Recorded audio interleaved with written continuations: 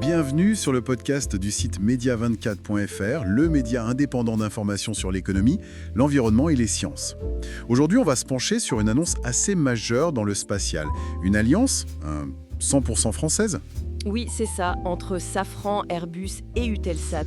Un gros truc. Exactement. L'objectif, c'est d'équiper une future constellation. On parle de 100 satellites en orbite basse. Certains disent déjà que ça pourrait être un concurrent européen pour Starlink. C'est l'ambition affichée en tout cas. Alors on va essayer de décortiquer un peu tout ça ensemble. Le contrat, la technologie qu'il y a derrière, et puis les enjeux stratégiques pour la France et même pour l'Europe dans cette course au New Space.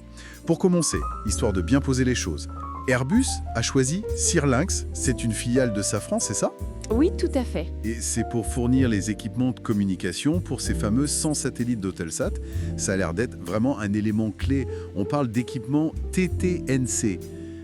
Ça veut dire quoi exactement ce sigle TTNC ? Alors TTNC, oui, c'est vraiment le cœur de la communication avec le satellite.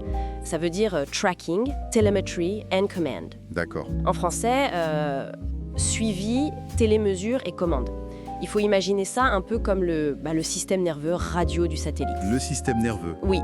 Le tracking, c'est pour savoir où il est, le localiser précisément. La télémétrie, c'est pour récupérer toutes ces données, comment il va, sa santé, les mesures qu'il prend. Ok, les infos qu'il renvoie. Voilà. Et la commande, c'est pour lui donner des ordres, genre corrige un peu ta trajectoire ou allume tel capteur. Sans ce TTNC, le satellite, il est aveugle et muet, perdu. D'accord, c'est vraiment vital. Et Sirlinx a déjà de l'expérience là-dedans ? Ah oui, ils ont une solide expérience. Ils ont notamment équipé la constellation OneWeb, donc ils connaissent bien le sujet des constellations. D'accord. C'est ce lien indispensable avec la Terre. Dans l'article, on parle aussi d'une approche de fabrication qui semble importante, les composants COTS. Qu'est-ce que c'est et qu'est-ce que ça change ? Alors, COTS, ça veut dire Commercial Off the Shelf. En gros, ce sont des composants électroniques sur étagère. Ah oui, comme on achèterait, presque. C'est un peu ça l'idée. Ils viennent du marché grand public, mais attention, ils subissent une qualification très très poussée pour résister à l'environnement spatial. Le vide, les radiations. Et l'avantage, c'est le coût, j'imagine. Exactement. L'impact sur les coûts est énorme. On parle d'une réduction qui peut aller jusqu'à 100 fois moins cher que les composants spatiaux classiques, qui eux sont souvent faits sur mesure, très spécifiques. 100 fois moins cher. C'est considérable. Ça doit changer complètement la façon de penser les projets spatiaux. Ah mais complètement. C'est ça qui rend possible en fait ce qu'on appelle le New Space. C'est au cœur de cette révolution. Le New Space, c'est ce passage à l'industrialisation, c'est ça ? C'est tout à fait ça. On passe d'un modèle où chaque satellite était une pièce unique, très chère, très longue à fabriquer, un peu comme de l'artisanat de luxe Oui. à un modèle où on produit des satellites en série, presque comme on fait des voitures. On standardise, on augmente les cadences, on miniaturise. Et donc Safran et Sirlinx, ils ont dû adapter leurs usines pour ça, pour fabriquer ces TTNC en grande quantité. Exactement. Ils ont dû repenser leur ligne de production pour pouvoir sortir ces équipements à grande échelle, mais avec une fiabilité constante. C'est un vrai défi industriel, inspiré de ce qui se fait dans l'électronique grand public, mais avec les exigences du spatial. Et toutefois, toute cette technologie, cette production de masse, l'objectif final pour Eutelsat, c'est bien de nous connecter, non ? Partout. Oui, le but ultime de cette constellation, qui sera en orbite basse, c'est-à-dire entre 500 et 1200 km d'altitude, c'est de fournir de l'Internet à haut débit. Haut débit et faible latence, j'ai lu. C'est important ça, la latence. Très important. Faible latence, ça veut dire que le signal met très peu de temps à faire l'aller-retour. Donc c'est très réactif, c'est bon pour la visioconférence, le jeu en ligne, les applications en temps réel. Et surtout, le but c'est de couvrir toute la planète. Y compris les zones où il n'y a rien aujourd'hui. Exactement, les fameuses zones blanches, mais aussi les avions, les bateaux, les régions isolées, là où les câbles ou la fibre ne vont pas. Et les équipements de Sirlinx, ils sont ce lien radio indispensable entre chaque satellite là-haut et nous sur Terre. On voit bien la technologie, mais il y a aussi une dimension stratégique, non ? Le fait que ce soit une alliance 100% française. Oui, c'est un point très très important.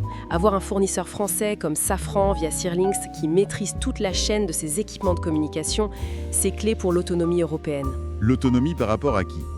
Aux Américains ? Aux Chinois ? Principalement, oui. Ça réduit notre dépendance vis-à-vis de technologies étrangères qui dominent aujourd'hui pas mal le marché. Et puis, ça s'inscrit dans une dynamique française. Le New Space français est très actif en ce moment. On voit des entreprises comme Unseen Labs, Loft Orbital, Latitude. Donc Safran se positionne un peu comme un acteur central dans cet écosystème, non ? Disons qu'il se positionne comme un pilier technologique et industriel important, oui. Et le fait qu'Airbus, qui est quand même connu pour ses exigences très élevées, Oui, on imagine qu'ils ne choisissent pas au hasard, non? voilà, le fait qu'Airbus leur fasse confiance pour un projet aussi gros que celui d'Eutelsat, c'est une validation très forte. C'est une marque de confiance dans leur technologie et leur capacité à produire en masse. Et cette capacité à produire en masse, c'est nouveau dans le spatial à cette échelle, non? Oui, c'est ça le changement. Comme le disait Jean-Marie Bétermier de Safran, en résumé, ils apportent 3 choses. La performance technique, la capacité à produire en volume, c'est le côté New Space, et la compétitivité économique, notamment grâce aux COTS. C'est ce trio qui a séduit Airbus. Bon, si on essaye de résumer un peu tout ça, on a donc une alliance française forte, Safran, Airbus, Eutelsat, pour une constellation européenne qui a de l'ambition, C'est ça. avec une innovation majeure sur les composants, les COTS, qui permet cette production de masse, cette industrialisation typique du New Space. Tout à fait. Tout ça pourquoi? Pour un objectif de connectivité Internet globale pour tout le monde, partout. Et derrière, un enjeu d'autonomie stratégique pour la France et l'Europe. C'est à peu près ça, hein? C'est une excellente synthèse, oui. Et peut-être juste pour ajouter une petite réflexion, cette accélération vers les méga-constellations, c'est passionnant. Mais ça nous pose aussi collectivement la question de la gestion de cette orbite basse. Ah oui, le trafic là-haut. Voilà, c'est un espace qui devient de plus en plus utilisé, une ressource précieuse, sa gestion durable, sa pérennité, c'est un vrai défi pour les années qui viennent. Une question importante à garder en tête. Merci pour votre écoute et retrouvez plus d'actualités sur media24.fr.